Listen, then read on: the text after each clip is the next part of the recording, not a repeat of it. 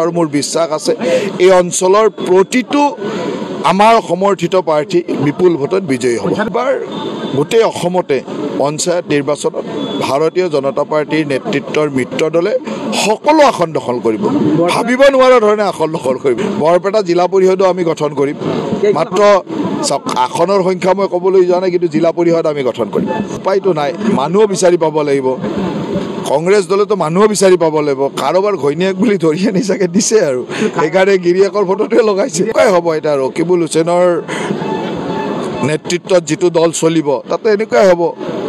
পাকিস্তানৰ নেতৃত্বত চলা মানুহবিলাকৰতো এনেকুৱাই হয় নহয়, আপোনালোকে দেখিছে যে তেওঁলোকৰ সাংসদ পাকিস্তানতে অহা যোৱা কৰি থাকে, তেওঁলোকৰ সাংসদৰ ঘৈণীয়েকে পাকিস্তানৰ পৰাই দৰমহা লয়, হয় নে নহয়? গতিকে এনেকুৱা মানুহৰ লগত কোন মানুহ থাকিব? এনেকুৱা দলৰ লগত কোনোবা মানুহ থাকিব নেকি?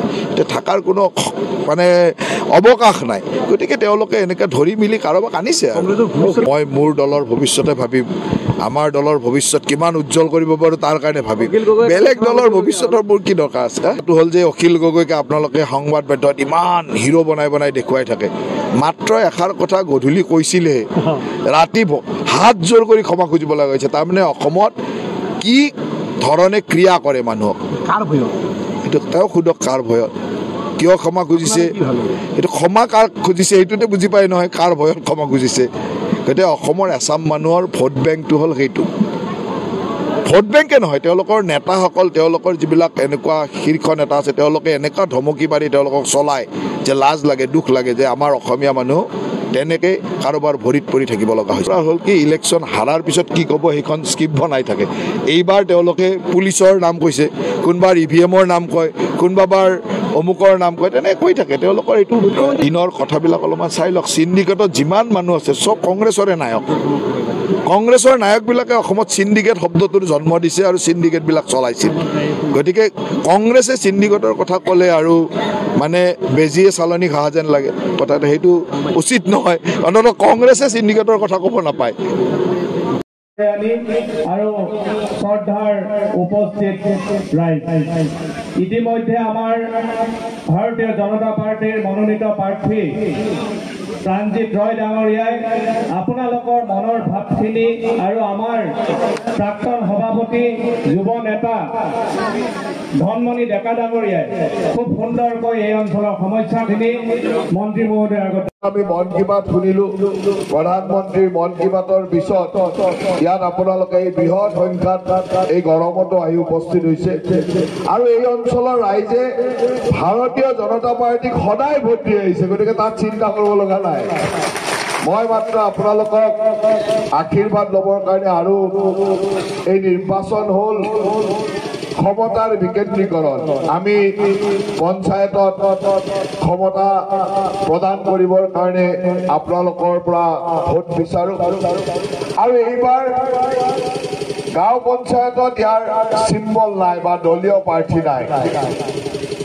আঞ্চলিক পঞ্চায়ত আৰু জিলা পৰিষদত আমাৰ দলৰ প্ৰাৰ্থী আছে। আপোনালোকে জানে যে আমাৰ ভাৰতীয় জনতা পাৰ্টী আৰু অসম গণ পৰিষদ বা অন্যান্য যি দল আমাৰ লগত আছে, গণশক্তি, ৰাভা আছং, যৌথ সংগ্ৰাম পৰিষদ, সকলোৱে মিলি এইবাৰ একেলগে নিৰ্বাচন খেলাৰ সিদ্ধান্ত লৈছিলোঁ। আৰু আমি ৰাষ্ট্ৰীয় গণতান্ত্ৰিক মৰ্চাত যিসমূহ দল আছো, সকলোৱে ৰাষ্ট্ৰীয় গণতান্ত্ৰিক মৰ্চাৰ প্ৰাৰ্থী হিচাপে সকলোকে নিক্ষেপ কৰিছোঁ। আপোনালোকৰ এই অঞ্চলত আপোনালোকৰ সকলোৰে চিনাকি আমাৰ প্ৰাণজিৎ ৰয় ডাঙৰীয়া আছে। আপোনালোক সকলোৰে আশীৰ্বাদ লৈছে। চবেই এটা ডাঙৰকৈ হাত চাপৰি বজাই দিয়ক, আৰু অলপ দীঘলকৈ বজাওক।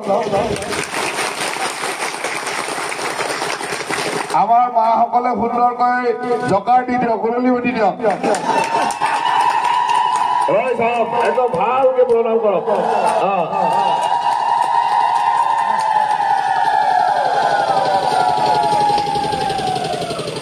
জিকাটোতো জিকিবই।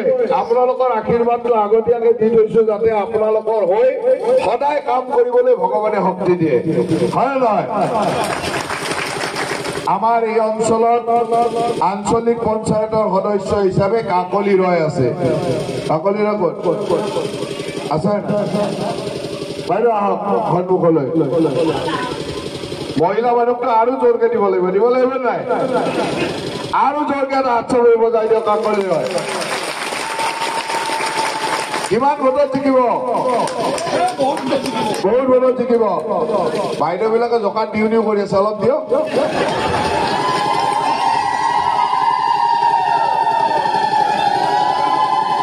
আৰু এটা জোৰকে হাত চাপৰি দিয়ক